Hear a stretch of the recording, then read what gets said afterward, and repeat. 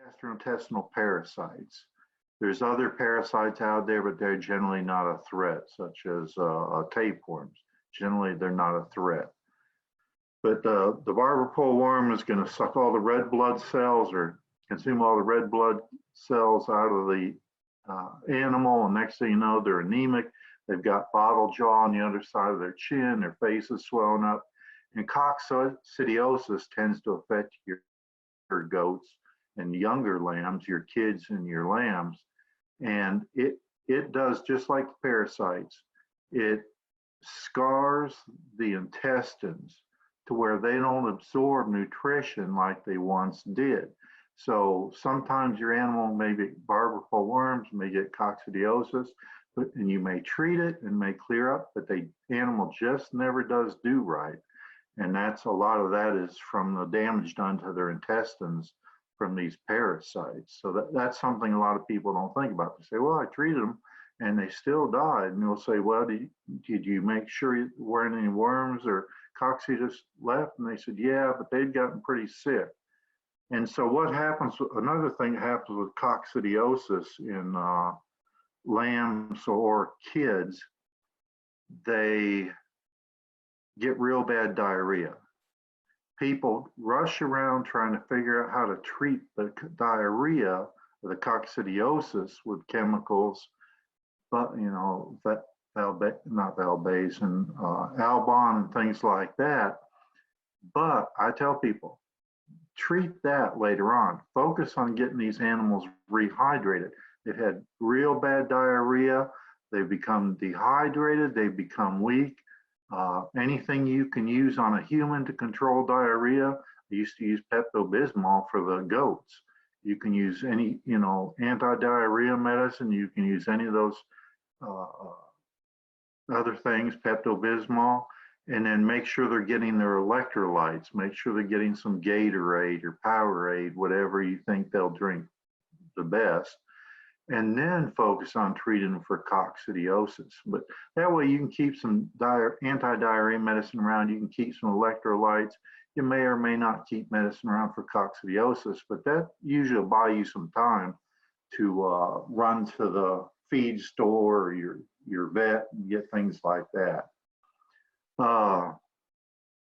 Nutrition and mineral deficiencies and imbalances. Somebody earlier asked about copper.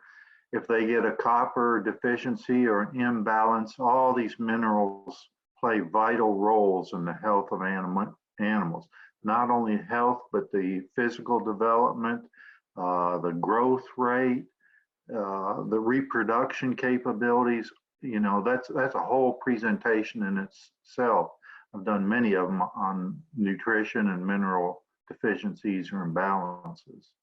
Unsanitary condition. I admit I'm guilty of that. When I had goats in a barn, I didn't clean out my barn as often as I should have.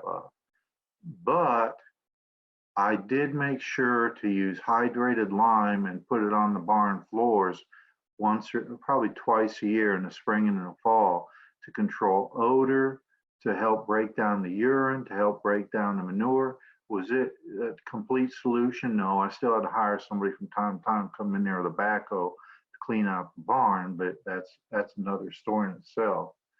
Unsanitary conditions in the pastures. If you just have one pastures for your goats or sheep, like most people do, and you can't rotate your pastures, it's going to build up manure out there. Builds up manure, and next thing you know, you've got some severe gastrointestinal parasite problems. So I always tell people, if you only have an acre, divide it in half or in fourths, and that way you have 2 different paddocks or 4 different paddocks, divide it in thirds, whatever you can possibly do to rotate your pastures every so often.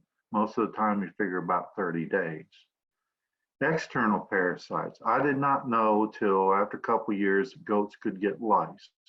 And they do tend to get lice about twice a year, because you'll think that, man, that sure is a lot of dirt in their fur. And you'll go to look at it and go, oh, gross, that dirt's moving about, it's crawling about. That's a sign you got a problem with lice. So you have to dust them with, you can use some of the more mild insecticides out there. Seven Dust or something like that, or most feed supply stores are going to sell something for lice or livestock. You can use that sort of thing, but it does happen. It's a little bit embarrassing, but everybody has a problem.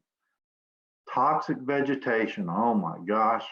If you start reading all the lists out there in books and magazines and on the internet about things that can kill a goat, you will not get in the goat or sheep business because it's amazing. Mountain laurel, that's something that'll kill them. Black cherry. Now, black cherry trees are something that grows almost on everybody's property, but goats can eat the bark off the trees. Goats can eat the leaves off the trees and it doesn't kill them.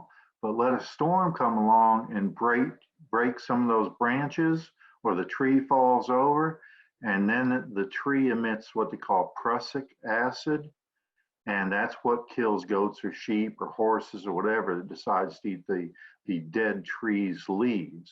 Now, on down the road, when the branches of, tree's been dead for a while, the branches are edible, but I do not recommend it. The best thing you can do if you have a black cherry tree that falls down, or a cherry tree that falls down in your pasture area, is just haul it out of there. That way you don't have to worry about accidentally killing any animals. Azaleas. Sometimes some of us farmers, we not only have goats or sheep, but we also have shrubberies in our yard that need trimming. And people invariably look at those goats and sheep and say, man, if I just throw those branches over there, they'll have something to eat. And of course, the goats and sheep are there at the fence, they're ready. If you throw azalea bushes over there, it's going to make them real sick and possibly kill them. So be careful, do some research and find out. Those are probably some of the few things out there that are readily found. The mountain laurel is one, the black cherry trees, wild black cherry trees, and the azaleas. Now, there's a lot of other things out there. It could be toxic, but I always have to remind people, usually it has to be consumed in large quantities. In other words, your goat has nothing else to eat. They're not going to eat something toxic by choice. They're going to eat it out of necessity, because mom teaches those kids and lambs what to eat and what not to eat given the opportunity. So don't get caught up in that, but just be aware there's a few things you got to pay attention to.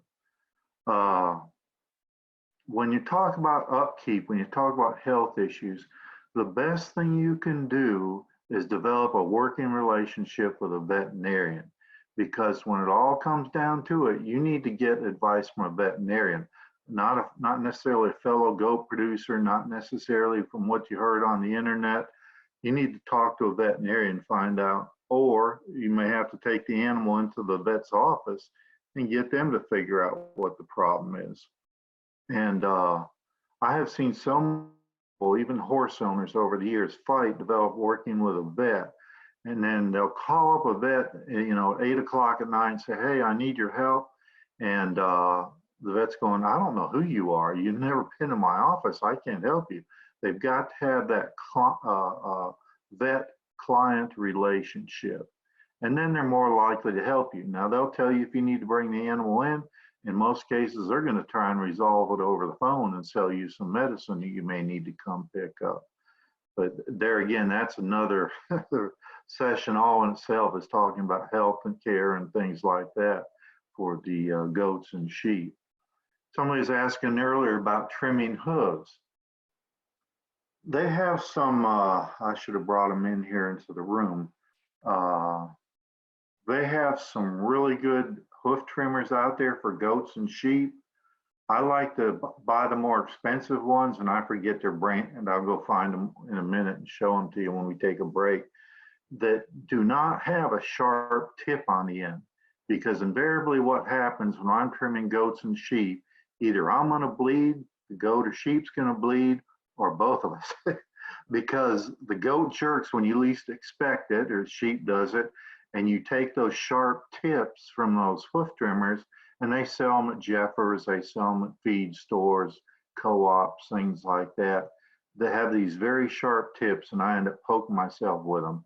Now, when you go to trim hooves, you're also going to have the experience, invariably it happens, that you cut their hooves too short and they start to bleed. What we call quick them, Quick. And so when you quick them, they start to bleed. Make sure you have some septic powder. I think that's what they call it, septic powder. And you're able to put on there, and it's not baking soda, but it's one of those other things. You can use that too to help stop the blood flow.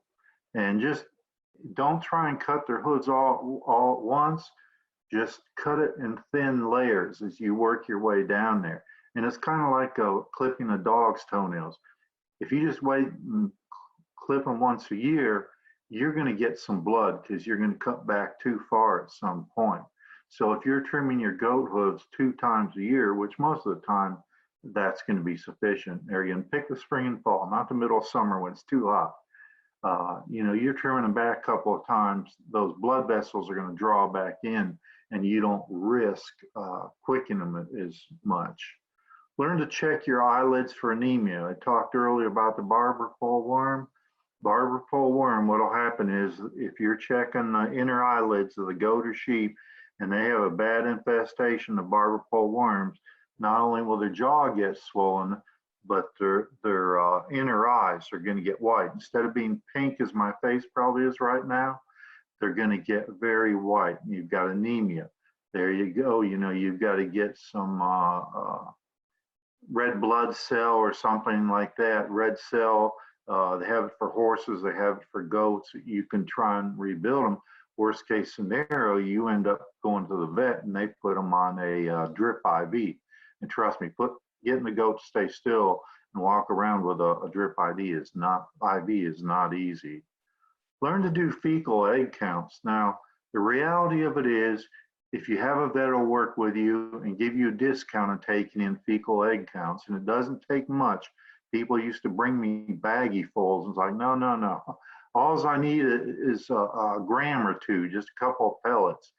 And you learn to do your own fecal egg counts if you want to invest in a microscope, and you can see how many worm eggs in there, how much coccidia is in there, and whether you also need to treat your animals. But more importantly, you can see how, if you do it pre and post, you can see, okay, I counted 90 eggs last time I looked at that. I gave them the chemical wormer and I see 10 eggs.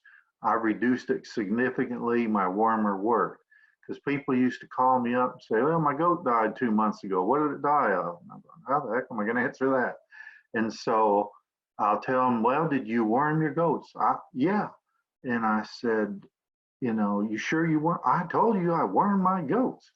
And then you'll say something like, how do you know the wormer worked? I told you I wormed my goats.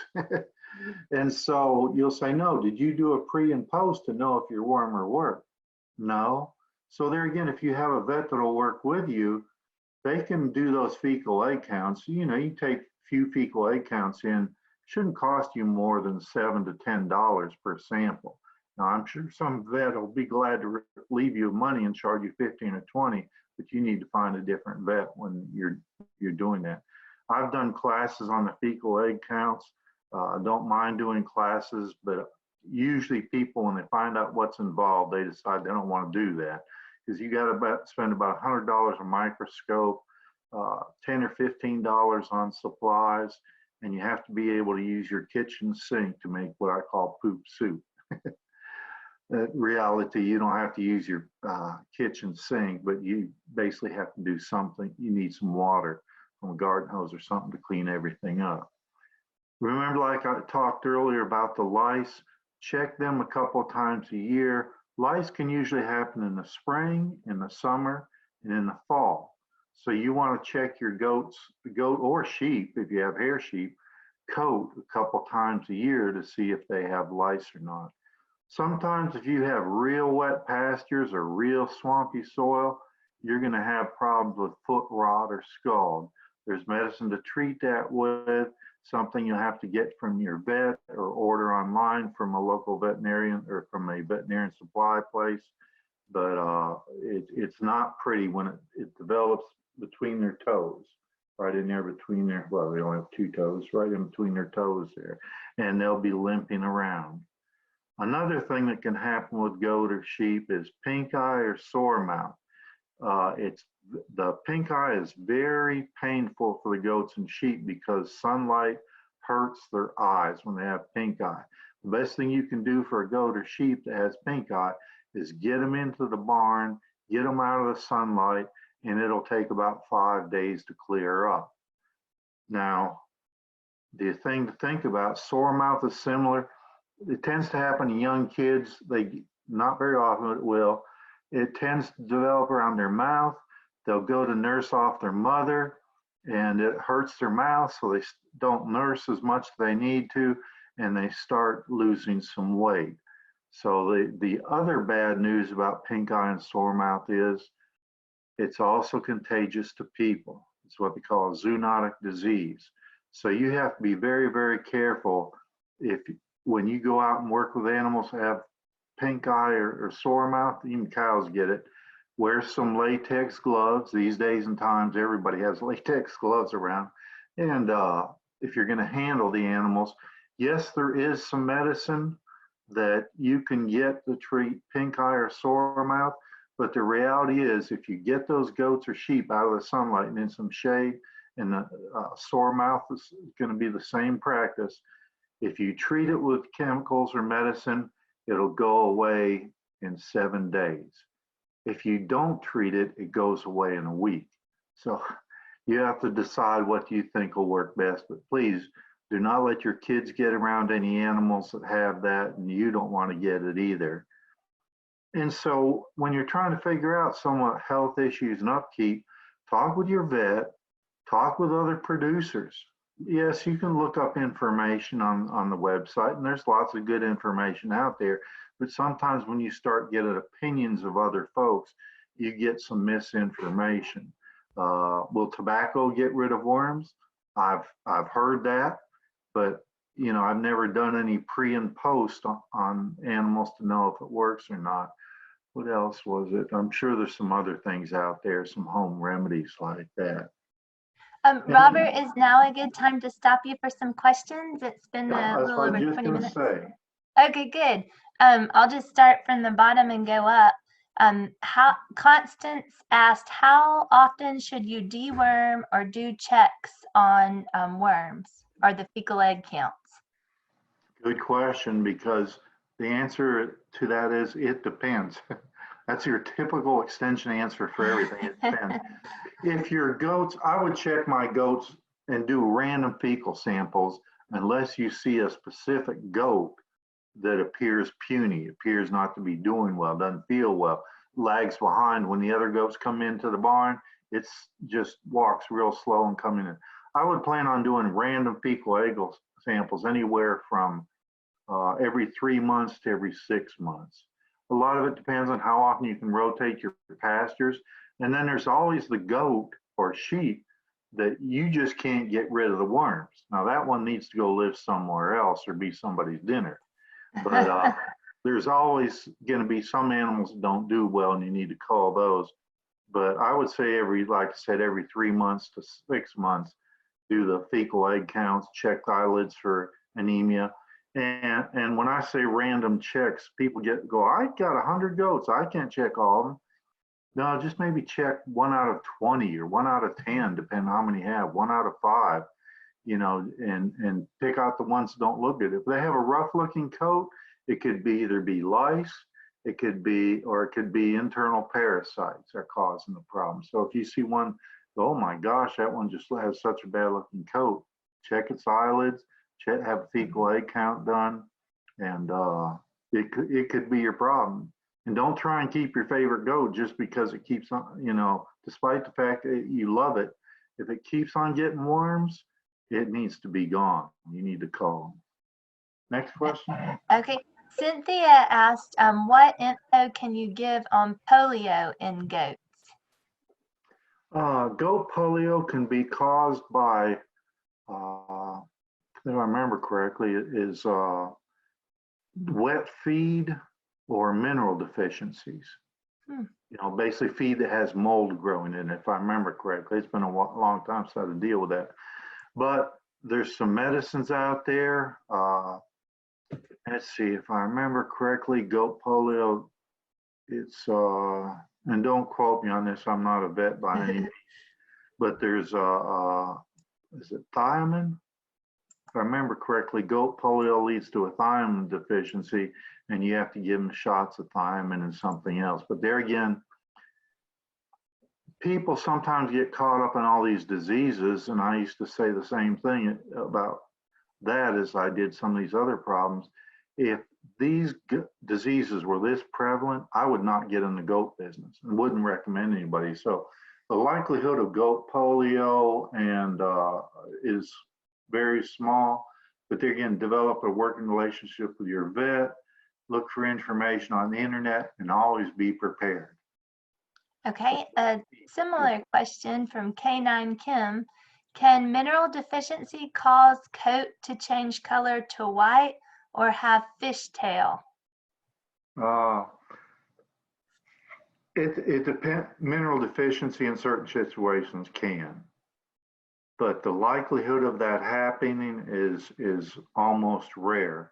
Will it happen? Yes, from time to time, somebody's going to come up with that was their experience, but you'd have to have some blood drawn to verify what was deficient in their system to determine what to do about it.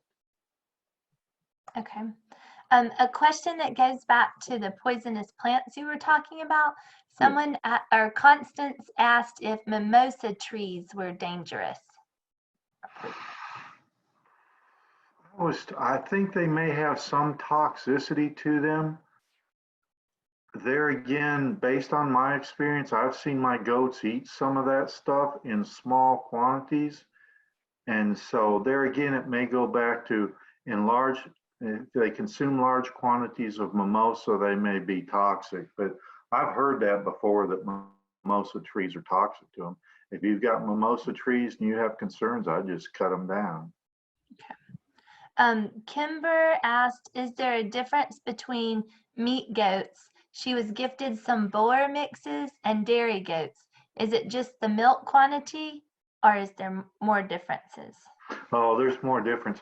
It's the milk quantity. Your dairy goats, of course, they're dairy, they're going to produce more milk, and milk quality.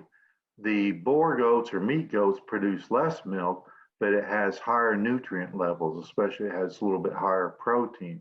And it has to, because the babies are not getting as much milk from their mama in the case of meat goats. And so they need to, versus the dairy goats where they can get a bunch of milk from their mother. So the meat goat milk tends to be a little bit higher in protein levels. Okay, a question, and let me just say, someone asked if we could share the PowerPoint. So you sent me the PDF. So if people will leave their email address in the chat screen, then I'll email the PDF that you sent me. Okay, another question. Kay asks, she wants goats to clear the land and as a pet. Do they wander? Question. And do you need a fence? Question.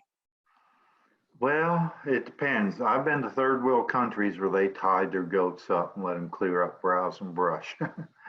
And I've seen that here in the States too, and it can be done, but you might as well say for all practical purposes, you need a fence, even if they're just pets and cleaning up browse or stuff like that. Because what happens is invariably what used to happen to me when my goats would get out, they would go over to the neighbor's garden and their fruit trees and just decimate their garden and fruit trees. The first time or two, I get a nice phone call, hey, your goats are out, please get them up. The third time I get a phone call from the phone slammed down right after saying, come get your goats. Very good.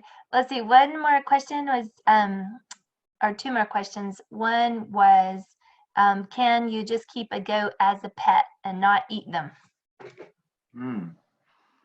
Yeah, you can do that, and I'll address that in a minute as well. There's nothing wrong with that if you want to keep them as pets. But the first time I had to have some of my goats slaughtered at the butcher, I thought I'll never eat this meat, but I found it was pretty good. But yeah, there's nothing wrong with keeping them around as pets and using them to clean up things. I'll talk about that a little bit more in a few minutes. But yeah, Okay, I think we're caught up with our questions. okay, that's some good questions. Thank you, everybody. I like it when we're more interactive with questions. Do you want to take a break or do you want me to continue on? I think if you're good, we can keep going. Okay. Okay then. So here's something else people fail to consider is they say want to get in the goat and sheep business, but where do they get these animals from? So we're going to talk about purchasing animals and the different and breeding seasons, and then we'll go on after this and talk about breeds, which is an extensive list of all kinds of meat and dairy. So if you're thinking about getting some goats, and I did this, and I'm so glad to this day I did it, I went around and found people that were raising goats, and some of them became friends with, and talked with them, asked them to teach me some stuff about goats. What would you recommend? You've got to get out there and get information. Don't just rush out there and buy some goats or sheep because you think they're cute. You want to use them for goat yoga. Make sure you do your research on what other farms doing, because not only can you learn more about the different breeds, you can see what they're using for fencing, what kind of barns they have, what shape their pastures in, what medicines they may keep around, what tools they may keep around. And consider there's going to be some people that have high-end goats and don't mind spending lots of money on that nice barn with paddocks and with stalls and everything in it. And there's going to be people like me that they had one side of their barn for storing feed and hay and the other side for the animals to live. So you're going to see all kinds of things there. Shop the internet. That's going to be a challenge these days and times. There's not many goat producers as there used to be out there. There's still quite a few hair sheep producers out there, but not as many goat producers. Shop the internet. You might have to find out what's available in your area. Find internet groups, social media groups that specialize in livestock. There was one, and they had to change up their practices recently. It's called the North Alabama Livestock Producers, I think is what they're called, a Facebook group, or Livestock Producers of North Alabama, something like that. Anyways, they used to post all kinds of animals, and it got down to they posted a whole lot of pygmy goats or dwarf Nigerian goats. Those got real popular and probably still are. But then apparently the animal rights folks got a hold of this media group, and they said you can't sell animals on the internet at your site. So now they put a message on there. I have dairy goats or meat goats for sale, private message me, because they couldn't post pictures of their animals anymore, which was a selling point to me, but that's just the way things work out. So, back in the late 90s, early 2000, you could go find all kinds of goat producers. And now a lot of people have made the switch from meat goats or dairy goats to hair sheep just because they're a little bit less trouble. So then if you're going to talk to people about goats or sheep, the question you always want to ask on the females, are they bred? Because if you can buy a goat that's already bred, you have a value added animal. So, when you go to ask if they're bred, if they tell you in the middle of summer, oh yeah, they're bred, you may want to question that, because meat goats have a longer breeding season, which also means they don't have to put on that cologne like dairy goats do. And generally meat goats are going to breed and this is generally, from July to spring. Now there's going to be some variation here, but I remember specifically about the middle of July, all my male meat goats were ready to breed. And so that was fine with me because I would get babies in December, and that way it hasn't gotten real cold like January or February. Dairy goats, they tend to be a little bit more narrow breeding season. They will breed as early as July, but the males, pretty much for some reason, nature deemed it this way, they don't tend to breed into the spring. And so all this kind of works out for a reason, in my opinion. I don't want any goats bred in September, October, because this is a 5-month gestation period. So you got to think, okay, if I want goats born in December, let me go back on the calendar, and I think July is the ideal month. Let them breed in July, and I'll get December babies. If I don't want babies till March, I better wait till October to breed those goats. And so that's something else. March, spring, that's a good time for animals, goats and sheep or lambs and kids to be born. So that's something to think about right there. I do not want anything born in the heat of summer. Parasites are more of a problem. The heat causes them to be less interested in nutrition and food.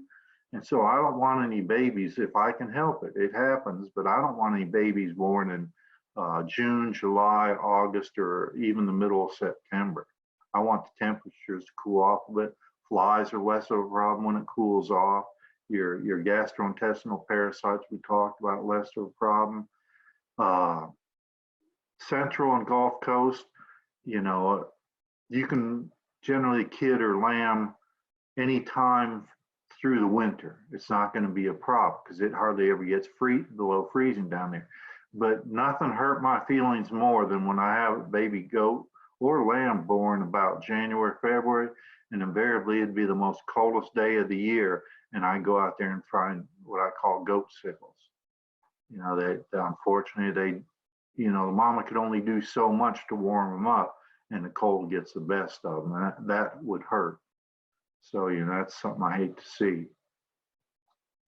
Next slide.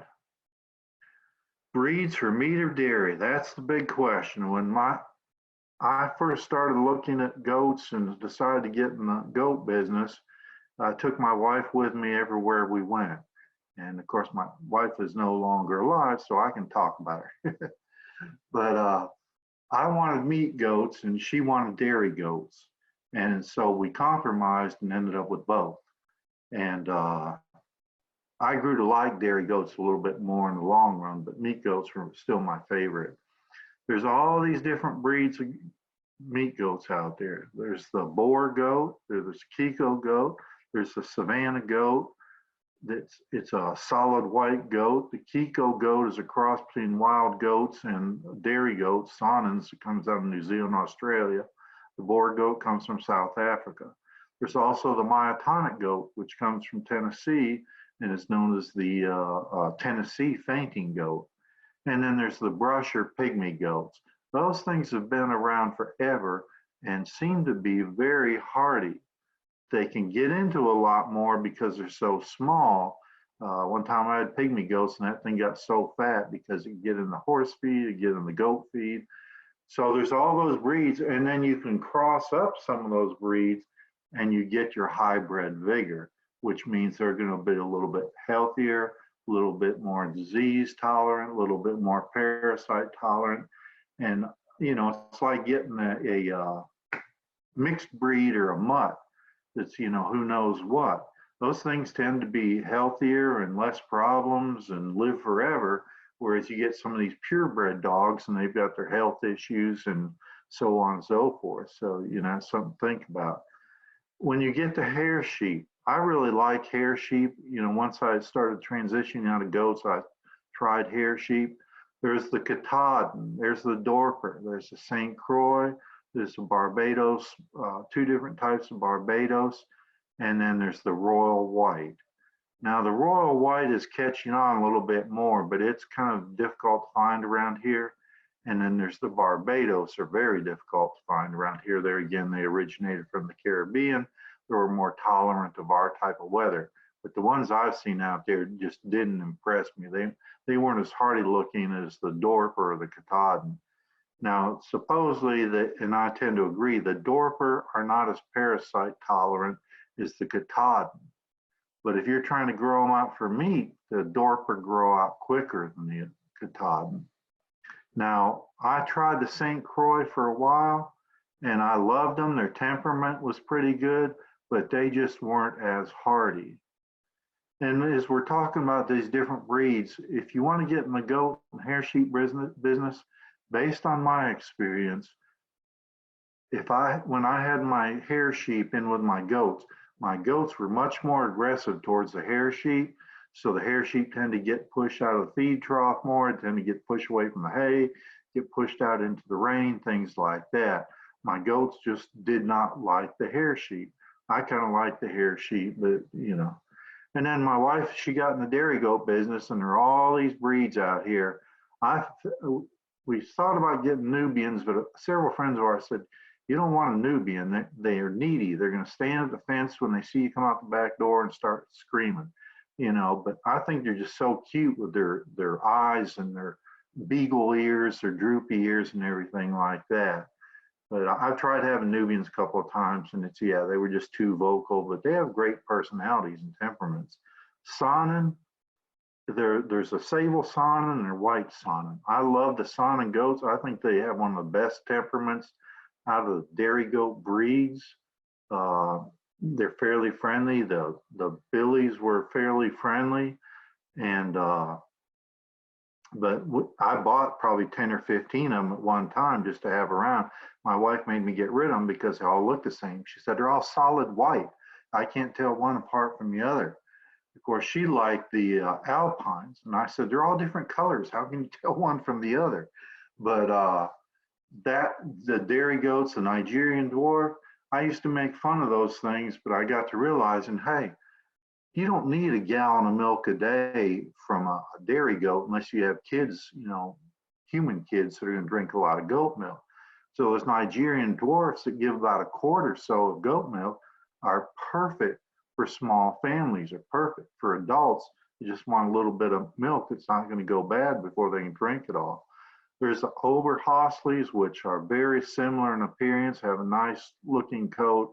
I really like them. You don't find many of those around here. Dairy goats do better in the north. They originate from the north, except for the Nubian, which originates from Africa. There's the Toggenburgs. Those are a pretty good breed. And there's also the sable. You don't see very many sables around here. You're going to see a good number of Alpines, some Saanen, some Nubians, some La Mancha, and a good bit of Nigerian dwarfs. I make fun of the La Mancha, and I tell people those are not goats. Those are some kind of alien. I don't know what, but they got these little nubby ears. Their ears barely stick out or don't stick out at all. So I said, those are just too weird for me. And if you want to see something really weird, you cross a La Mancha with Alpine, La Mancha with a Saanen, La Mancha with a Nubian, and you get a goat that has one little short nubby ear and then has a full ear on the other side. It just weirds me out. But that's me, that's my problem. Then there's also for dairy, there are a breed or two of hair sheep.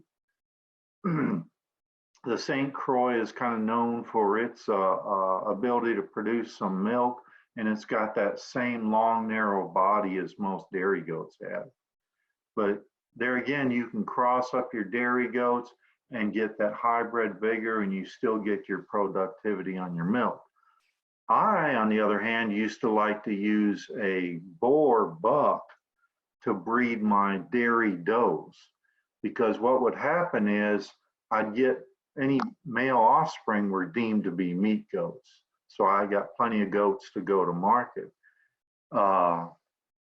And usually the females, the offspring females, you breed them back to dairy buck, and they would be really good producers of milk when you got the Boer Alpine cross or whatever you want for the offspring. Now, having said all that, everybody's got their favorite breed, everybody's got their favorite colors. The milk can sometimes vary from breed to breed. I used to call the Saanens the low fat milk of the dairy goats. It tends to have a lower butter fat content. The Alpine, they tend to produce, I think Oberhosle and Toggenburg, they tend to produce a higher butter fat content in their milk. Now, granted, trying to get butter out of goat milk, which is naturally homogenized, you're not going to get much butter. But if you enjoy that sort of thing, you can do it. But each one of these breeds is known for something just a little bit different. We get to the fiber pets or land clearing, what we talked about a little while ago. I really am not a fan of wool sheep. So I won't present much information. There are numerous breeds out there that originate from all over the world, but there's a whole lot of challenges with wool sheep. Hair sheep, their coat naturally sheds and fall off every year. So you don't have to get them shorn about May or June. And so if you look at wool sheep, you're going to have to find somebody to shear them, or you're going to have to learn how to shear them yourself. Now, I don't know about the past few years, but years before that, the nearest person coming around to shear sheep, and they go on a schedule rotating around the state or whatever, multi-state, was from North Carolina, I believe, North Carolina, South Carolina. And trying to get him down here was not easy, let alone get a reliable schedule. And so at one time there was a fellow that lived here that shore sheep, but he moved to Dothan. There was another fellow over in Winchester, Tennessee. He and his son, shore sheep, but they got out of the business after a while. Dad got too old and fat to do it, and the son realized it was too much work, but they were known for shearing. Then you got to try and find a place to sell the wool. Unless you can find somebody that wants to further process the wool, spin it, make arts and crafts with it, make scarves with it, you've got to find some place to sell that wool in bulk. And the only place I know of, if they still do it, is up in Columbia, Tennessee, once a year. They have what they call the Tennessee Wool Pool, Pool, and everybody brings their big bags of wool in there, big old cotton bags stuffed with wool, big old plastic bags, and sells them there. And the challenge is getting a profitable price for the wool. The reality is, if you start adding in feed, cost of feed and hay and the animals, it won't be profitable. Like I say, unless you find a specialty market. So, like I said, I could go into the breeds of wool sheep, but I just can't recommend anybody get involved in that.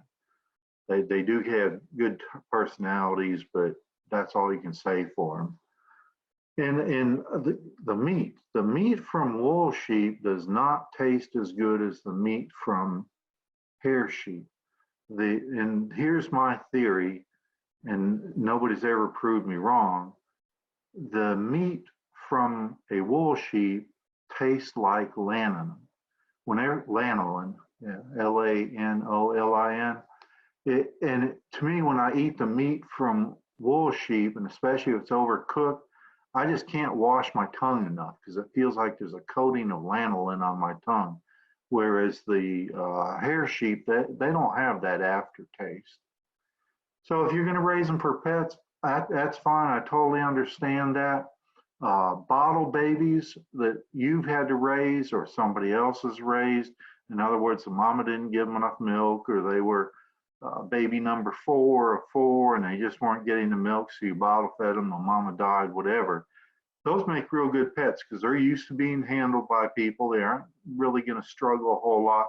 They're used to coming up for that bottle. They'll get to where they'll run to you if they see a bottle. It's, even as they get older. Their demeanor is going to vary on each one of these animals. I wouldn't say necessarily, well, if you get the Sonnet kid, it's going to make a better pet.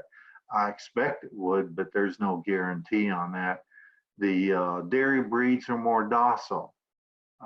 You get some of those meat goat breeds, yes, they can be friendly, especially if they're bottle babies, but they tend to be a little bit more aggressive. The boar, the Sonnet, some of that stuff, they just soon take you out as to have them scratch behind ears.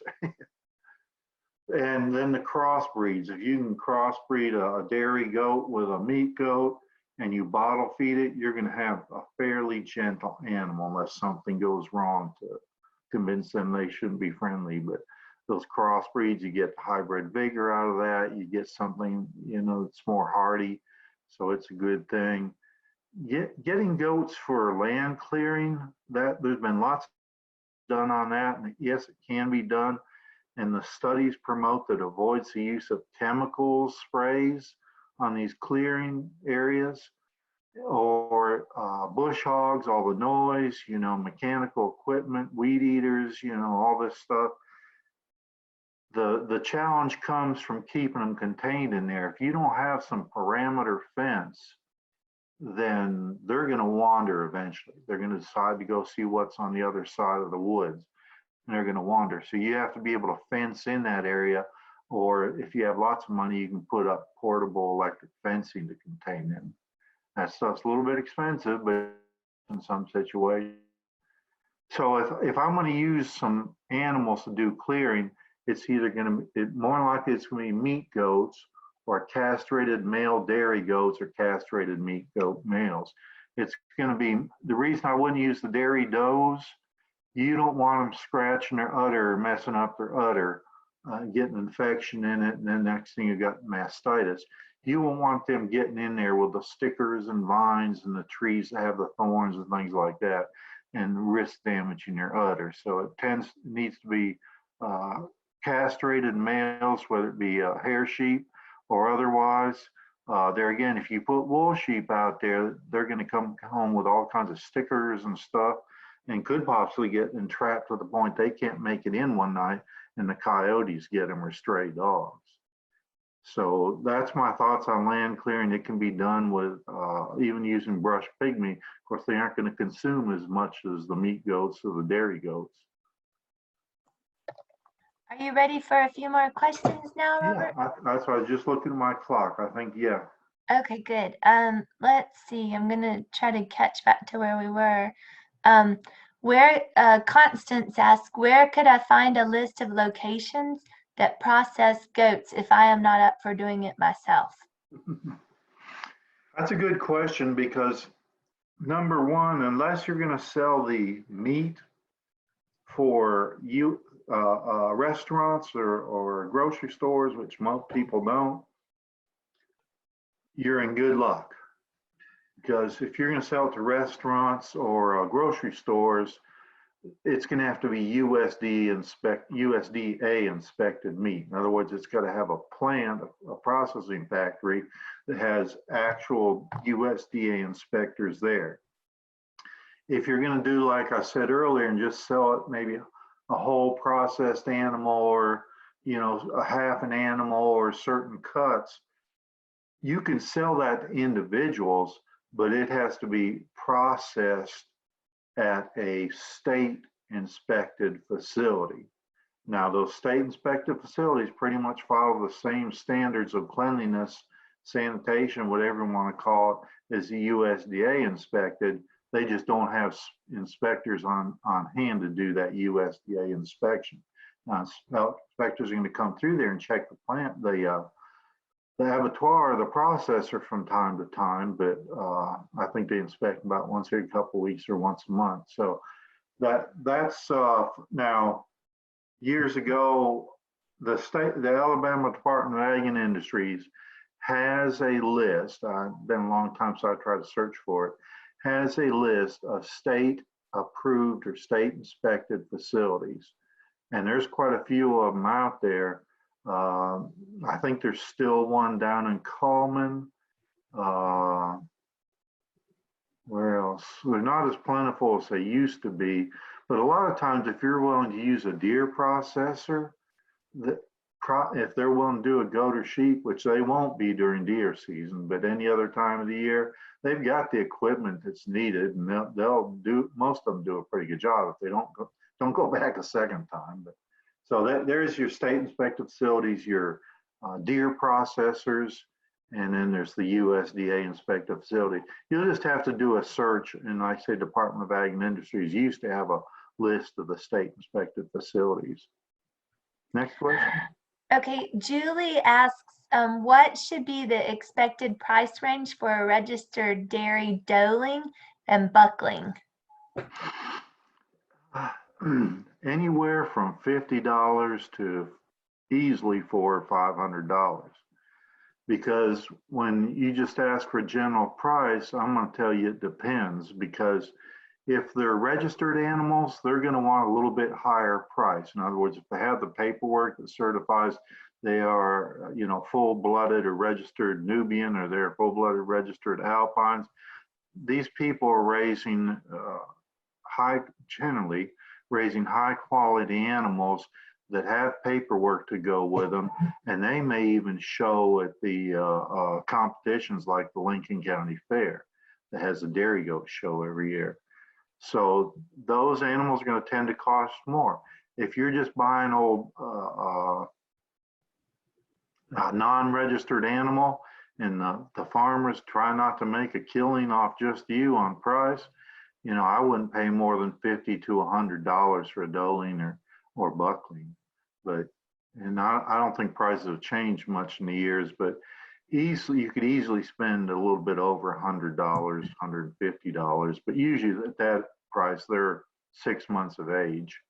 And if you buy something 6 months of age, it's more likely to survive than something that's 2 or 3 months and just weaned from its mother. Okay. What is the typical price for a Nigerian dwarf goat? What is the typical price? Yes. Okay. There again, you can pay anywhere from $25 to a couple $100. It depends on whether they're doing registered goats, I'm not sure if there is a goat registry for those. If they've got high quality breeding stock, they're going to ask a higher price. Because there's show goats that always tend to get a premium price. There's breeding stock that get a slightly elevated price. And then there's just old regular goats that you're going to turn out in your backyard and not care about. They should be anywhere from $25 to $100. Okay. Cindy asked, are there animals who do not pasture well with goats? Well, not really. And I'll tell you this, like I was saying earlier, the meat goats I had and dairy goats were a little bit more aggressive with a hair sheep. You can put them out there with cattle, but you better have the right kind of fence that the goats can't come through, goats or sheep. We'll address that in a minute. They do pretty good with horses. The only story I'm going to share is I used to try and feed my horses in elevated feed stands, and my goats would decide that they could jump up with their front feet on that feed stand and try and get some of that horse's feed. And after I got kicked twice and came to the second time, I decided I was going to feed my horses in a separate pasture from the goat. So that the horses can get aggravated with the goats, and they weren't they were trying to kick the goats. Unfortunately, I was standing right close by there and wasn't as fast as the goat to get out of the way. But like I say, horses, cattle, they do okay. I probably wouldn't put them with pigs. There's probably going to say, well, I run mine with pigs and they're fine, but sometimes those pigs can get a little bit aggressive. But there again, if you're feeding your horses in the barn, your goats are going to go in there and want to get in their food. So you're going to have to come up with a little bit different management strategy. Now, I'm raising my goats with cattle because they would eat some things that cattle wouldn't, the browse and the forbs and stuff like that, some of the weeds, and the same for my hair sheep. And the cattle just want grass and clover for the most part. The same for horses. And I will say this, my sheep did a better job of mowing a pasture than my goats did. Horses and goats are a little bit more picky. They go around, eat here, go around, eat there. Sheep are like, let's just mow on through here, man. That's funny. Julie asks, is there a concern with dairy goats browsing woods and the milk quality such as flavor? Generally, no. Now, it depends what's in there. Some people say, for example, and this is in the woods, but when wild garlic come in or wild onions and dairy goats eat it, some people say you can taste it in their milk. I never had that problem or had that experience, but they say, wild garlic and wild onions. Generally, you can turn your goats and browse, and it's, woodland situation. It's not going to be a problem. There's always an exception to the rule, like there's that black cherry tree or mimosa tree or something like that you may have to go in and cut out. But generally, they'll do just fine. And most of that vegetation found in trees and browse has a higher protein level than grass. Uh, Around here, unless you're fertilizing your pastures, most grass in most pastures is only 9 to 10% protein. And you get in some of those, and I've done presentations on browse, the nutritional value of browse, and most of that stuff, especially when it's young, tender growth, has a good nutrient level to it. Now, towards the end of the summer, not as good, but those goats like those crunchy leaves. Hair sheep do too. Okay. Roberta asked, do you have to have more than one goat for them to do well? Goats are kind of like pack animals. They do a little bit better if they've got a buddy or two to hang out with. Now, sometimes you'll see them fighting, and you'll think that's just like two brothers or two sisters, but that's more or less for entertainment for them, a little bit of a sport. But yeah, I encourage people, don't get just one goat, especially if it's a Nubian, because every time it sees you, it's going to want to talk to you. But that's not all Nubians are like that. But I encourage people to get at least 2 or 3, so you've got something to keep each other company and look out for each other. What Constance asks, what sort of vaccinations should a goat have, or what should a goat be tested for when we are shopping for good quality goats? Well, it depends on what extreme you want to take. I'm a basic type person when it comes to raising livestock. The one vaccination I always gave my goats and my hair sheep was C, D, and T. The letter C, the letter D is in dog, and letter T is in tetanus, because that's what that T stands for. It's anti-tetanus. Because all it takes is a goat or sheep or horse or cow to scratch itself on the barbed wire fence, or catch on a nail, step on a nail, whatever, and tetanus is going to be a problem. The C and D is for overeating disorder. Now, for people that do not feed grain feed, that's not going to be an issue, but if they feed a lot of grain feed, they better have that CD vaccination. But the CD is easily found in all feed stores and co-ops, and it's very inexpensive to give to your animals. Now, I used to know which one causes bumps on them and which one doesn't, but that's a whole nother story in itself. But the CD and T. Now, there's all kinds of vaccinations out there. There's vaccinations for caseous lymphadenitis, CL. There's vaccinations for pink eye. I think there's probably vaccinations for sorma. There's vaccinations for other kind of bizarre diseases that goats and sheep rarely get, but maybe cattle get. But the likelihood of some of these other disease outbreaks are slim to none. Now, it makes you sleep better at night. Go ahead and go for all those vaccinations out there. But to me, it's just more maintenance than I like to take on. But that CD&T is going to be your number one. It doesn't cost that much. And with animals, you do it once a year. So it's no biggie. Once a year, you round up all your animals.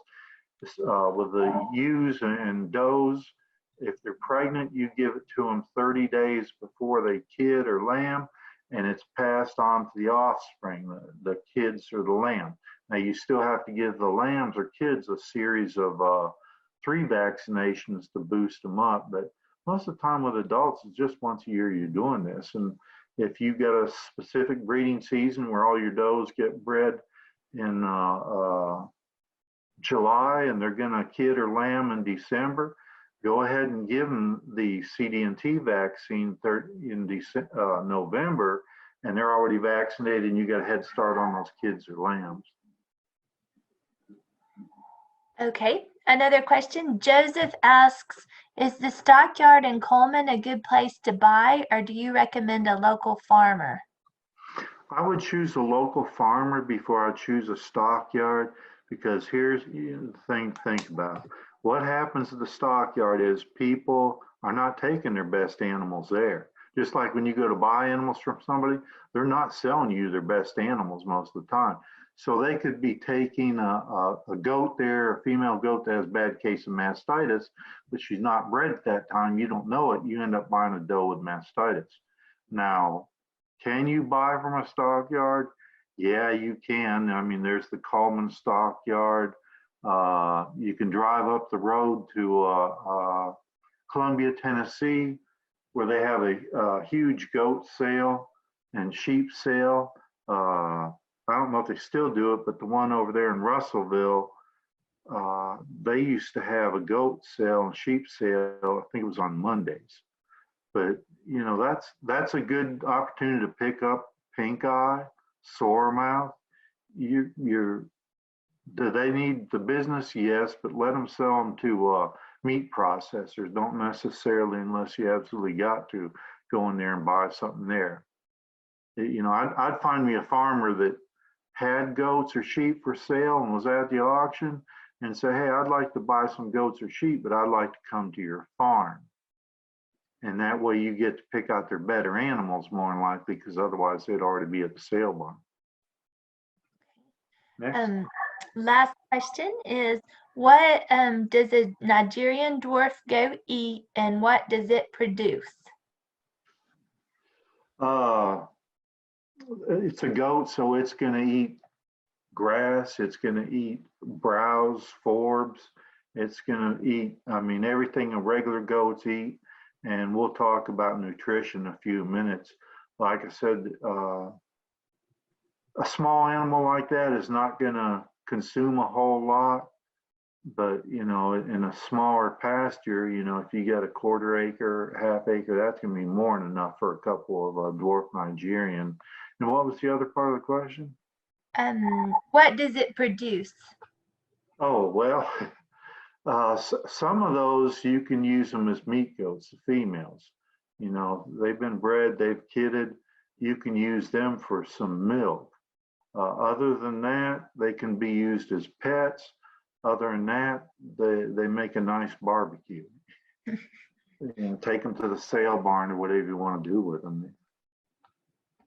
But Okay, that's all. Well, actually, I have one question for you. I've never really considered a hair sheep. Right. If we were looking for a family pet / brush goat, Brush goat, yeah. Does a hair sheep work for that? If you're considering a pet, hair sheep are a little bit crazy. I would not recommend. I mean, I'm not to say that you get a bottle-fed hair sheep lamb, it's probably going to be somewhat friendly. But those hair sheep, they remind me of Kiko goats. They're about crazy as all get out. But, of course, I admit they tasted good and they did a better job of maintaining my pastures. But I would not take in an adult. And even one you got one 6 months of age might not adopt or adapt very well to being a pet.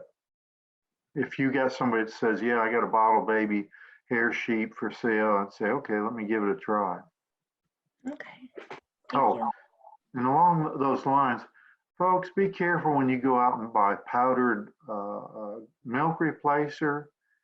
And I killed 5 goats in one season, 5 bottle babies in one season doing this. Look at the bag of milk replacer on the ingredients. If it's dairy based, you're okay using on your goats or sheep. If it's plant based, their stomachs are not ready for plant based nutrition. So stick with the dairy. Now, the other thing to do, and you might want to everybody write this down, you take 1 gallon of whole milk, a cup of buttermilk, and a cup or a small can of evaporated milk, like 6 ounce, 8 ounce at the most, but 6 ounce. So a 6 ounce can of evaporated milk, a cup of buttermilk, and a gallon of whole milk. And you mix it together, that's the best milk replacer you can get, and they can handle that. But I killed 5 goats in kids in 1 year, one summer, because I was feeding a milk replacer and I didn't know about the plant-based versus the dairy-based. And that's whole cow's milk, 1 gallon whole cow's milk? milk cows, unless you know somebody you can buy some goat's milk from, in which case that's great too, which you can feed that to lambs too. But if you have somebody say, I'll sell you a gallon of goat milk for $5, you know, say, well, hey, I'll take it and put it in the freezer because it's still good later on. But you know, given you may not have access to goat milk, that whole gallon of whole milk, a cup of buttermilk, and a can of evaporated milk is a perfect combination. Bottle feeding animals is not cheap by any means. Anytime they get mama's milk instead of something you had to go to the store and buy, that's good.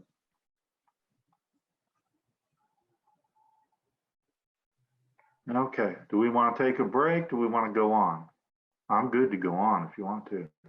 Yeah, say keep going. There's one more question. Sure. I think you talked a little bit about this, but if you could touch on it more, what are the regulations about selling goat milk to people for pets? Okay, that's a different question. Selling goat milk to people for pets. Okay, let's address that, and then if you got another one, we'll address it. The regulations are you must have the container labeled for pets only. Now, there has been talk about another one of the requirements, and it is a requirement. You're supposed to, just like if you buy human feed or pet food, they put the protein levels and the fat levels and this and that and the other levels on there. Some of those health inspectors, if they catch you, not all, but some, if they catch you selling pet use only milk, goat milk, they're going to say, where's your nutrition label? And you also, not only do you have to label it for pet use only, you have to label what farm it came from, and maybe even the date of milking if you wanted to go a step further. Now, there's the old joke that if somebody buys pet quality goat milk, what they do with it after they get it home is their business. It ain't the seller's business.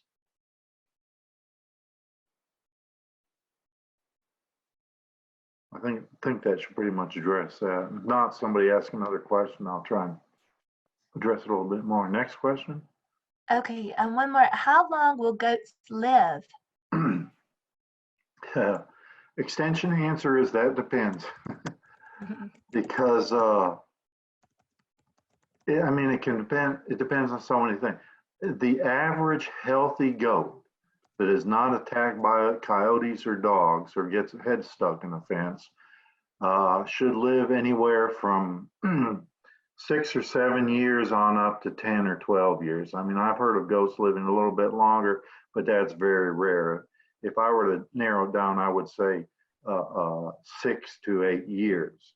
Now, they're not very productive as they get on up in age, but they'll live that long if you've got one as a pet. But, you know, that depends on if they have problems with gastrointestinal parasite, if they have other health problems, if they're not getting enough nutrition, they may not live as long.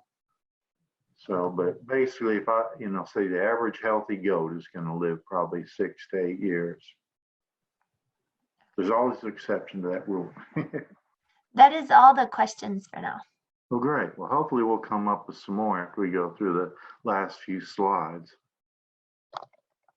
Okay, nutrition.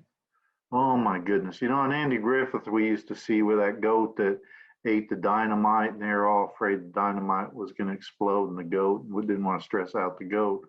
But I'm going to tell you that I highly encourage people to use pre-mixed rations. If they've got to feed, if they've got to increase the nutritional level of their goats or hair sheep, which certain stages of production you will, only use pre-mixed rations. Those are generally balanced by a nutritionist, a livestock nutritionist, and they know what nutrition levels these animals need, what vitamins, what minerals, you know, how much, what percentage, you know, all these good things.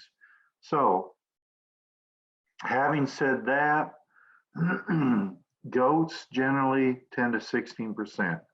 Now, let me clarify this and apply to hair sheep too.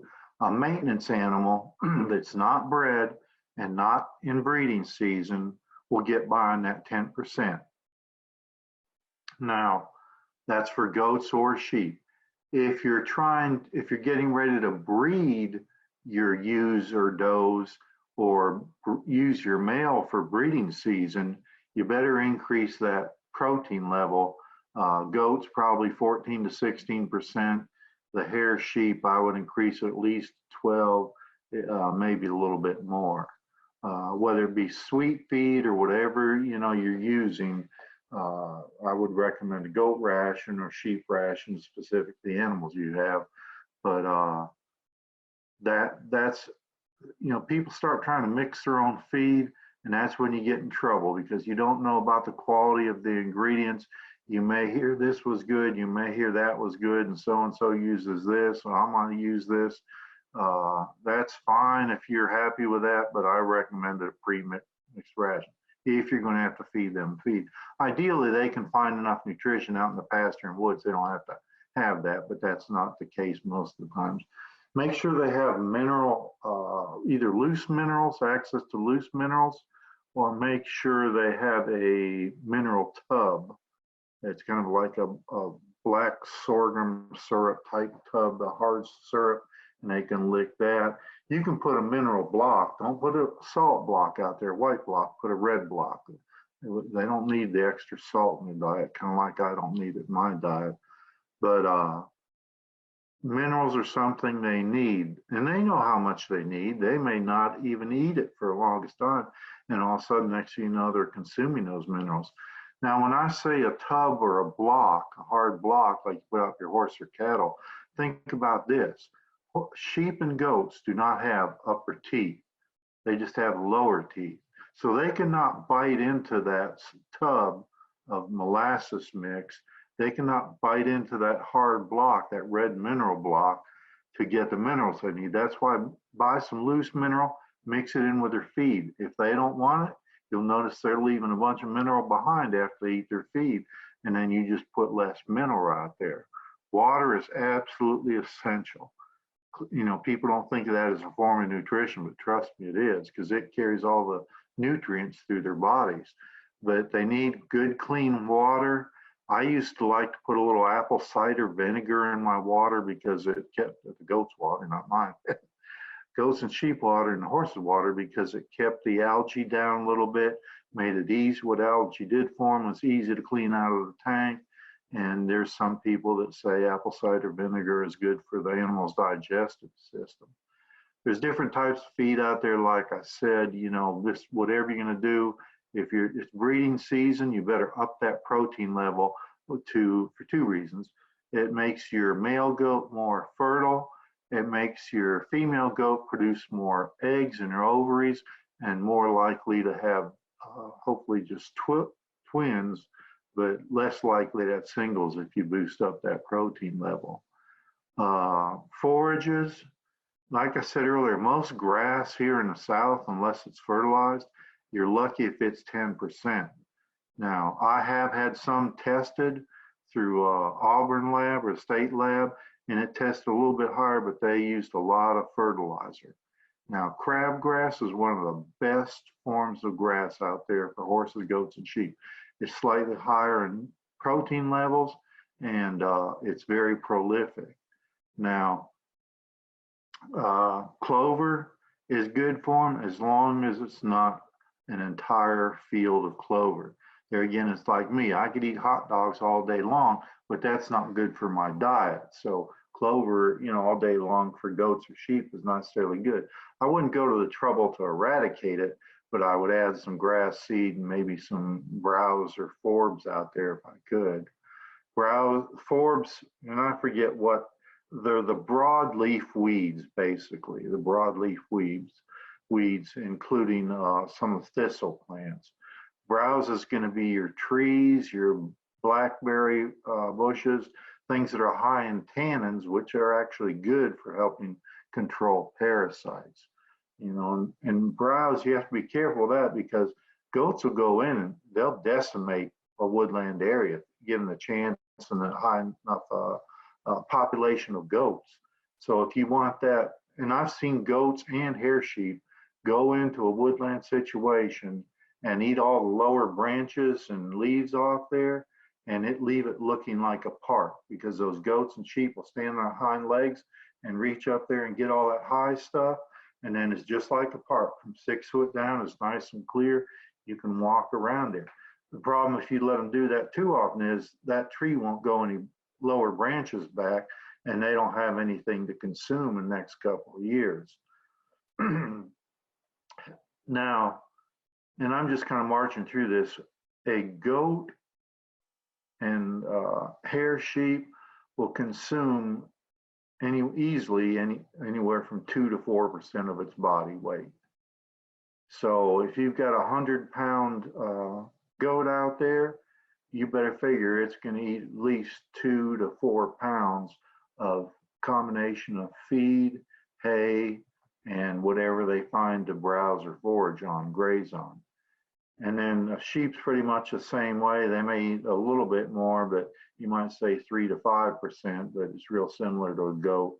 And there again, that includes the grass they eat, the forbs they eat, the browse they eat, the hay they eat, and the pre-mixed rations you may provide them with. And then the other thing, going back to nutrition, make sure your does or ewes that are lactating to feed their babies are getting plenty of nutrition so they can produce plenty of milk for those offspring. Facilities, oh my gosh. So many of us have to make do with what we got when it comes to shelter.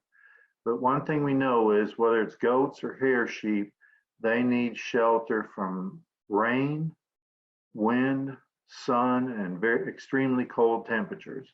Those mornings in the winter when it gets down below, well below freezing, they need to be able to come in the barn and get out of the worst of the weather, because they can kind of use body heat and the heat from the ground to keep them from freezing to death. Goats don't like getting wet. Hair sheep aren't quite as bad about that. And if it's cold and windy, that just drops their body temperature. And some of those animals, you know, the sun causes them to overheat, especially those that originate from France and Netherlands, things like that, Switzerland. But keep it practical. These barns don't need to be fully enclosed, because then it restricts airflow.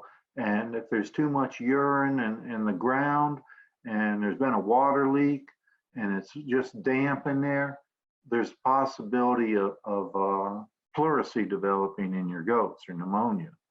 And they need to have good clean air. One of the barns I designed for a research project over at the Sand Mountain Research Station had solid walls on 2 out of 4 sides. The other walls were about 6 foot off the ground. The top of the walls were about 6 foot off the ground, so the sheep couldn't come over there, and hopefully dogs and coyotes couldn't get in. But the north and the west side of the building had solid walls, and did the same thing at a research project there at Alabama A&M in Hazel Green. And so you're trying to, you don't want the rain blowing in on them. You know, you don't want the snow blowing in on them. If you're trying to figure out how much space you need in your barn, you better guarantee them at least 24 square foot per adult. That's basically 4 by 6. You know, I mean, you're talking about something that's, you know, that wide and as tall as me, because I'm 6'1". Now, if you crowd them in there, they're going to start fighting, overcrowding. Just like if you overcrowd a bunch of people in small space, the goats are going to get stressed out. I don't care what form of livestock it is, they're all getting stressed out when they get crowded and start headbutting and biting each other and things like that. And a lot of times it's the baby animals that suffer because they get stepped on, because mama can defend herself. And you probably need to be able to set aside for your bottle babies, for your mamas that just had babies. Even if you just put the mama and baby in there for a few days, they can kind of bond with their mother better. If you leave mamas out there with a whole herd, sometimes those babies get separated from them and mama can't get to them, and the baby just doesn't make it. And it's really kind of sad, because if you're able to set aside kidding areas or lambing pens, you know, something is just 4 by 4, 6 by 6, no bigger than that. And where the mama and the babies can bond with each other. And then once you turn loose a couple days later, there's no problem. So let's talk about fencing. This is something I learned a lot about over the years. USDA in Tennessee offers fencing classes at least once a year in the different counties. I have yet to see USDA in Alabama offer fencing classes, but there's all kinds of information on the internet on fencing this anymore anyways, YouTube and whoever.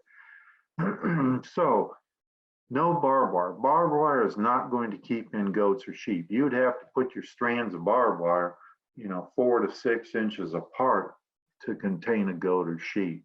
Not to mention you risk scratching the udders on the does or the scrotum on the male goats, with the barbs.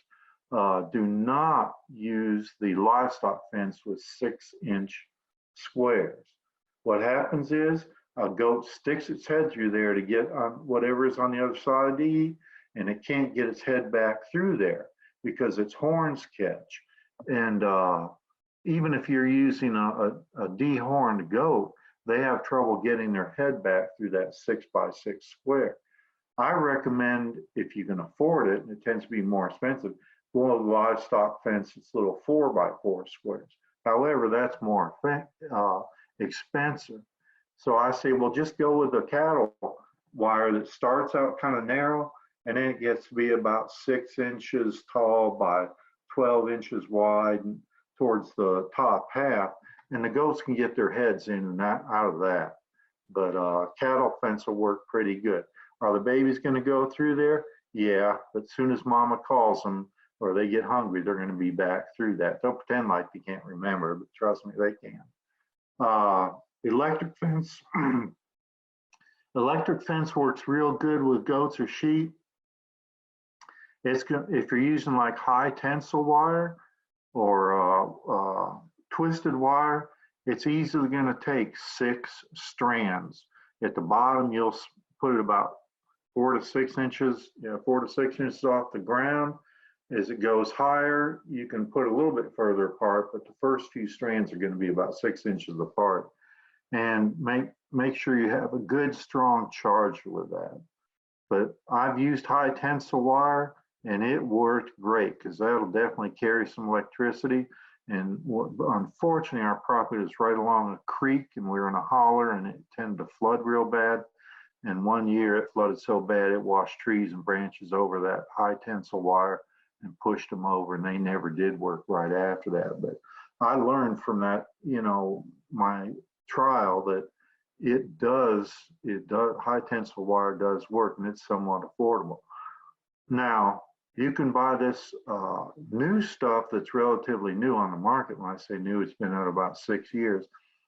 It's called high tensile electric fence. And it's basically a high tensile electric fence. It's basically very similar to field fence, but has bigger squares, more like cattle fence. But it's made out of a different type of metal that are better capable of carrying electricity. And of course, it has to be kept off the ground, but there again, you can use a weed eater, you can use some chemical if you just want to. But that's always an option right there, that high tensile. Sometimes you can find it at co-op, sometimes you can find it at the farm supply places. And there's a fellow out of Coleman, I forget his name or what the company is, but he's actually, I'm told, the one that invented this high tensile electric fence, which there again, it'll short out if it touches the ground or if it touches metal or wood. So you've got to put those plastic insulators on your T-post and on your wood post to run that high tensile electric fence. But man, I learned real quick, that stuff works great. There's also that portable electric net fencing. Usually comes in 50-foot rolls, 100, 150-foot rolls. It's very pricey, but it can be used to contain animals in small areas. And it doesn't matter if it touches the ground, or at least that bottom strand, because it's kind of a neutral wire anyways. On that high tensile electric fence, when I used that, I never had an adult go through it. Because like I said, the squares are pretty big. I had babies go through it twice. They wouldn't come back through it. They said, oh no, I don't want any more of that. So I learned that high tensile electric fence works. It's less expensive than your regular livestock fence and just easier to work with too. It's not near as heavy. But the other thing we forget about is electric chargers. You can use the solar chargers. They don't carry as much electricity, and give them a week without sunshine and they lose charge really quick, even with a boat battery. But if I'm shopping for a charger, I'm going to look for something that has 8 joules or more. In other words, I want it to shock dogs or coyotes if they're going to try and come through the fence. I want it to shock any goat that thinks it has a bright idea. It's going to go through that fence over and to where that lush clover is. I want them to think twice about going through there. It's not going to kill them. I mean, yes, if they got tangled up in it, it might shock them to death, but more than likely they're going to touch it with their nose or ear and they say, oh, I don't want any part of that. So usually these better the better chargers will tell you how many joules they offer. Some of these cheap chargers are going to tell you, well, it covers so many miles of fence. That still doesn't tell me a thing. How much electricity is going to carry through there? How many joules is it going to carry is what I want to know. Here's the next big question. How much land do I need for raising goats or sheep? And that, there again, it goes to that answer, that depends. It depends on how many animals you're going to try and put out there per acre. For example, it used to be they'd tell you, oh, you can put 8 to 10 goats or sheep per acre. Anymore, they don't recommend that many. They recommend about 6. But there again, if you can't rotate your animals, if they're not divided into paddocks, you need to lower that down a little bit more.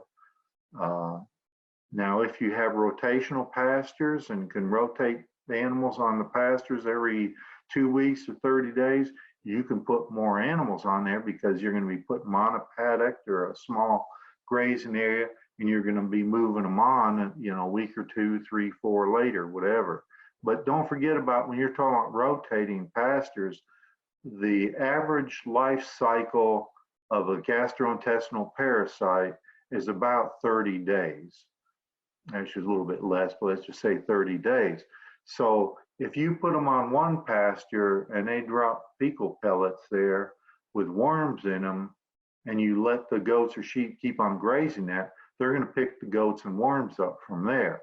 If you can move them to another pasture, the goats aren't going to have the worms aren't going to have a real strong life. They're going to struggle to survive. And also on your pastures, never let them get below 6 inches. I jokingly call it, those stomach worms have altitude sickness. They can't go more than 6 inches on vegetation because that's what happens. Those worms lay the eggs, and the eggs hatch, and the larva climbs up the grass, and then here comes a goat or sheep and eats short grass, ingests the larva, and the larva grows into a worm in the stomach, lays more eggs, and the cycle continues. Look at your pasture and see what's there. You have to study your pasture. Get you a stick or a measuring stick that shows 6 inches, and walk around there and make sure none of your pastures are below 6 inches. And if they are, move them on to another pasture.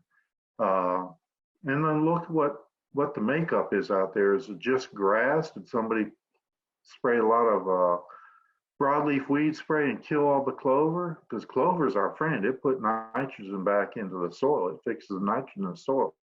Now, excess, like I said earlier, is not necessarily good, but get some grass growing out there. Get some legumes. Find some browse or some kind of forbs you can plant out there. Sericel espadiza in small quantities is good, and high in tannins. So, get a mixture going out there if you can. Now, trees, you're going to have to wait till the trees to grow tall, over 6 foot or more, before you turn goats and sheep loose in there. But it's always good to have trees that eventually become shade too. Predators, oh my gosh, there's 2-legged and there's 4-legged. These are a serious threat to goats. Not as bad as gastrointestinal parasites, but they can be a problem. What happens is you got dogs and you got coyotes. Coyotes, I kind of have respect for coyotes because they're not going to bother your animals as long as there's plenty to eat out there, plenty of rabbits, plenty of mice, rats, stuff like that. But if they get hungry, they're going to come either under that fence or they're going to come crawl over that fence, climb over that fence, and they're going to get in there. Now, the reason I say I have respect for the coyotes is they're killing for food. They aren't killing for entertainment like dogs are. Coyotes are going to get in there and kill one or two and either haul them off or eat a good bit of them right there. Dogs are going to get in there and chase them till they all die. They die from being bit too many times. They die from a heart attack. They die from stress. Dogs just kill for sport. And that same dog that seems so docile and laid back during the day, when they get out there at night with all the other neighborhood dogs and run around, they're going to have a party because they're going to go under fence or over fence, just like coyote, and they're going to chase all those animals till they die. And most of them die, leave some maimed, and it's just a really sad situation. Two-legged predators. Yeah, occasionally there's a problem with two-legged predators, not very often, but a real good electric fence with that 8 to 10 joules that I was talking about, or aggressive large guardian dogs, you know, your Pyrenees, your Anatolian Shepherds, and whatever other breeds are out there these days, they're going to deter somebody. Now, think about this, and I had to tell people at the Sand Mountain Research Station, they wanted the most vicious dogs they could get to put with their goats in that research project. I said, okay, you want the most vicious dogs? I said, let's not put dogs, let's put electric fence 6 inches off the ground on the outside, 6 inches off the ground on the inside, and across the top of your fence. And not we want the most vicious dogs because we've got certain populations out here that prefer goat meat. I said, so what you're looking to do is you're looking to see in the headlines all across the state, Auburn has vicious dogs that attack and injure people. He said, ooh, we hadn't thought about that. Oh, we're going to put the electric fence up like you suggested. So large guardian dogs are good. There again, you got to have them pairs. They work better as a team. Good luck with keeping some of them inside with your goats or sheep. Some of them just aren't going to stay inside, but as long as they do their job, I have no problem with that. As long as you don't have any neighbors that are going to be bothered by the dogs coming over there. And that's it, folks. What kind of questions we got? Okay, let's see what all we have. We have a few people that joined late. Sure. And so I will, again, if you want to give me your email address in the chat, I'll send you the PDF and a video, most of it. So we'll place that on our Facebook too. I forgot to turn it on right in the beginning. Oh, okay. Okay, let's see. Question from Constance. If I see my pasture with plants, what would be good plants to get going out there for a good diet? Okay. I think Constance has reached her limitation on that question. And what was the question again? What plants would be good to establish for the diet? Get a variety out there. A lot of times people will see fescue out in their pastures and they'll say, I'm killing that fescue. It causes fescue toxicity, which causes placentas in horses, goats, and sheep to thicken. It overheats the animals, and I'm getting rid of it all. And I said, good luck on that, because a year or two from now, it's all going to come back. I said, the best you can do is have a varied diet out there. You might plant some, let the fescue grow, get some crabgrass going out there. Now, the downside of that is crabgrass seed is very expensive. Get some, what was that stuff? There's several varieties of crabgrass. You can just, and you don't have to seed the whole pasture. You just seed here and there. So keep your costs down. Get some clover growing out there, white clover, red clover, you know, just whatever clover you can get, it's affordable. But take a look at the cost and how much seed per acre or seed per square foot or whatever you're going to have to put out there. Because like I said, I used to be a big advocate for crabgrass. And then, I found out that, good Lord, that stuff just jumped in price, skyrocketed in price. For the late fall and winter and early spring, you can put some small grains out there. some rye, some oats, winter wheat. We really don't recommend anymore planting ryegrass seed. Used to be, oh yeah, get some ryegrass seed, start all that in the small grains in September, get them planted, and they'll serve you right late winter, early spring. But the problem with ryegrass seed is it lasts into the summer. So your Bermuda and fescue and clover and stuff that's trying to come out is shaded out or covered over by that ryegrass. So, talk to other farmers and see what's worked for them. And then go to your, I can make recommendations, but if your feed store doesn't carry it, it doesn't do you any good.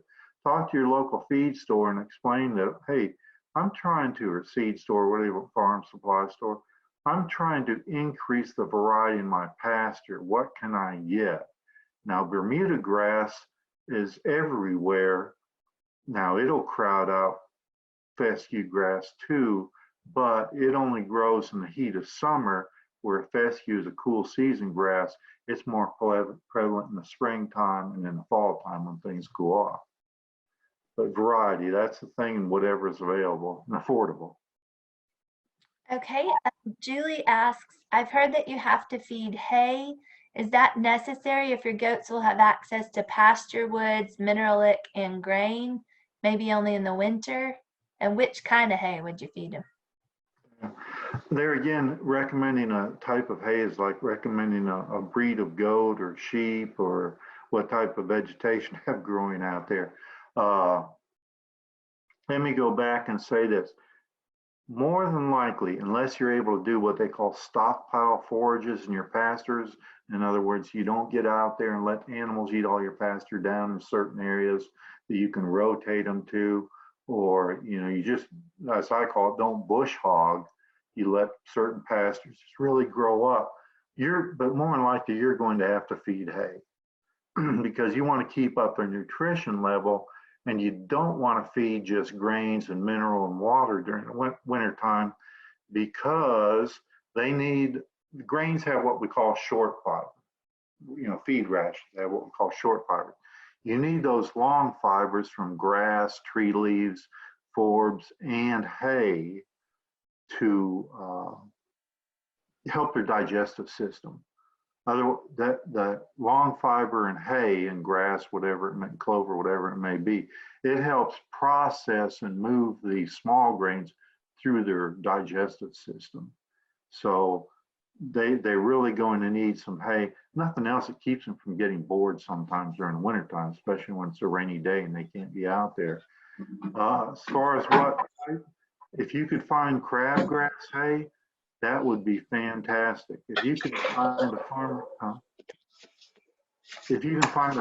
that had soybeans that didn't make, soybean hay is fantastic. Both are high in protein and good for the digestive system.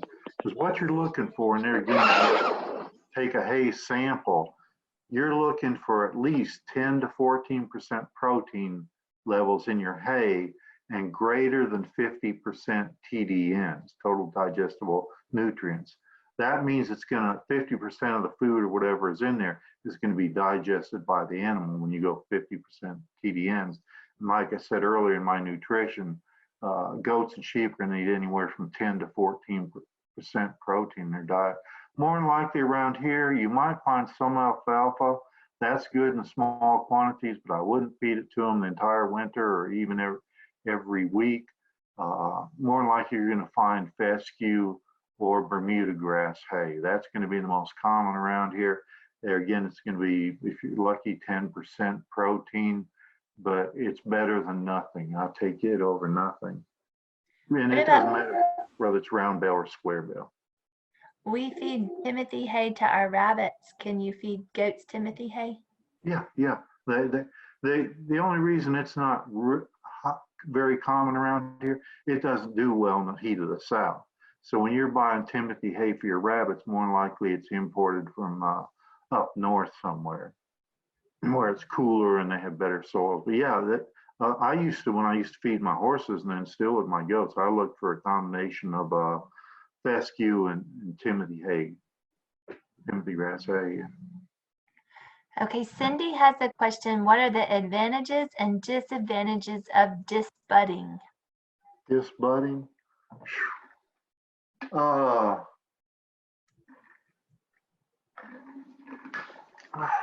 if you don't have a strong stomach when you go to disbud them, because I mean, basically, you're taking the equivalent of soldering iron and stick it in their head and burning off that horn bud. If you don't have a strong stomach, it's difficult to do. If you have a big operation, it's difficult to disbud every animal. But the advantages are when the goats get into a fight, they don't have those horns. The disadvantages are when disbudded goat gets in a fight with a horned goat, the disbudded goat is probably going to lose. And so, you know, there's pros and cons. The advantage to a disbudded goat is it's less likely to get its head caught in a fence. You know, but then by the same token, if they have horns, they can kind of protect themselves a little bit. They won't completely defend themselves, but they'll put up a good fight with dogs or coyotes if they have horns. So there's pros and cons to each one. If you've got a milking stand, you're probably going to have to disbud. Oops, I think I messed up the screen. Oh, I thought you still look like you're here. I was trying to take Yeah, you yeah. off of your shared screen, but it didn't work. Sorry. Oh, okay. Well, we're through with my presentation anyway, so go ahead and ask some more. Trying to make my screen share go away. Okay. How old should bucklings or doelings be at weaning?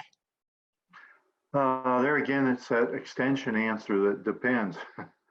I would say 3 to 4 months, because anything less than that, you know, some people do wean them at 2 months of age.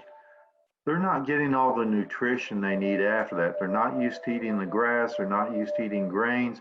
So they may be lacking in nutrition if you wean them at 2 months of age. Now, yes, they will catch up and they will catch on, but I prefer to go for the 3 months. You go a little bit beyond the 4 months and it shouldn't be needed. Now, will they still nurse on mama? Oh, you're darn right they will, but look silly with that big old kid trying to nurse off mama. Okay, I think that is all our questions. Does anybody else have any? I have one with the horns. If you do like the netting electric fence, do you have to worry about the goats with horns bothering that? The electric fence, only if they get too close to the fence and touch it with their horns. Usually once goats and sheep learn about that electric fence, they don't want to get too close to that fence, trust me. Okay, one more question from Julie. Have you ever heard of a natural wormer with wormwood? I've heard of natural wormers, wormwood, garlic. And my response to it is, it may work, but you're going to have to prove to me it works by doing a pre and post fecal exam. So if people tell me that giving them chewing tobacco, like I was talking about, works, that's probably a natural wormer. The nicotine kills the worms. But until I see a pre and post fecal exam, I can't recommend it, because, you know, technically in my field of science, we're recommending things based on research. Now, there's also the tannins from Cerisa lespedeza and alfalfa. Those are a natural dewormer. It helps, I shouldn't say dewormer, helps control worms.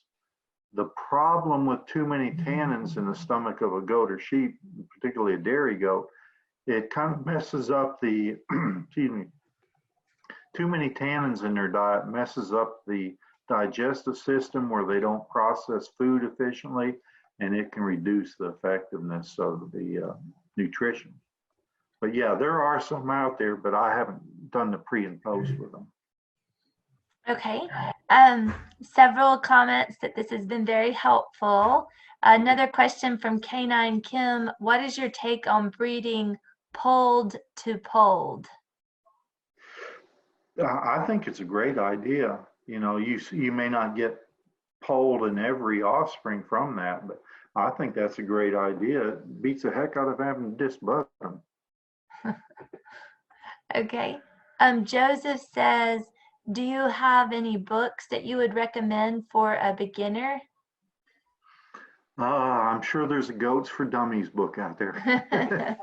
There's a Goats for Dummies. Uh, there's a bunch of goat books out there. We had one from Extension for the longest time on raising meat goats, but by the time we wrote all the articles, then they got developed into a book, and 4 or 5 years later, the book was published. So it was pretty much out. It wasn't outdated information, but it just didn't have that new appeal to it. But yeah, I just go online and read through the reviews. That'll tell you a lot about whether the book was helpful or not. Read through the reviews. Uh, what else? What talk to all those goat producers. But yeah, just do. There again, there's all kinds of resources for that sort of thing. There used to be a book put out by Tuskegee University on raising meat goats, and it was one of the best. It was spiral bound, but I don't think it's still out there. I think that just lasted a couple of years, and the cost of production was too much. Now, believe it or not, I do like some technology. So what I did a couple years ago, I took all the electronic publications we had on rabbit production, goat production, sheep production, and Auburn put together a bunch of publications on backyard poultry production. And I put all that stuff on a thumb drive. And it seems like it took a 4 gigabyte thumb drive. I don't know when I'll be down Coleman Way, but I don't mind giving you a copy of that, Rachel, or I can mail you a copy. Right. Yeah, that'd be great. And then, if people want it, if you want to put it on a thumb drive, you can put a thumb drive and share them. Like I said, it took about 4 gigabytes. Or, you can let them copy the folder.